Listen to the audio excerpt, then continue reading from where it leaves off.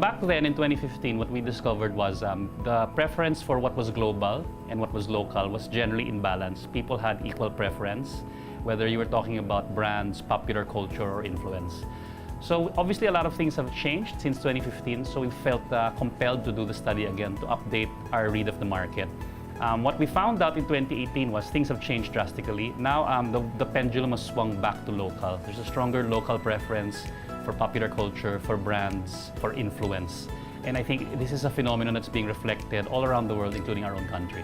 I think it's a combination of factors, but first, I think the pendulum has swung away from globalization. I mean, for the last 5 to 10 years, the prevailing conversations were about the benefits of globalization and how it was going to make the world a tighter, more connected, more together place.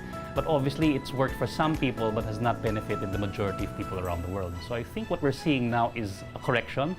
It's now the rejection of the promise of globalization. So people have started to look inward. It's me first, country first dialogue that's happening in many countries around the world. We saw this in the US, we saw it in Brexit.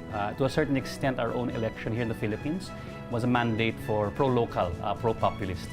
I think the second is we're also living in more anxious times. People are unsure of the state of the world. You have things like terrorism, environmental damage, concerns which are forcing people to look inward, to look back into their home countries, because that's something that we understand better and something that's more predictable. So the combination of the failure of globalization and the anxiety of the bigger world surrounding us is driving us back to think local first more than global.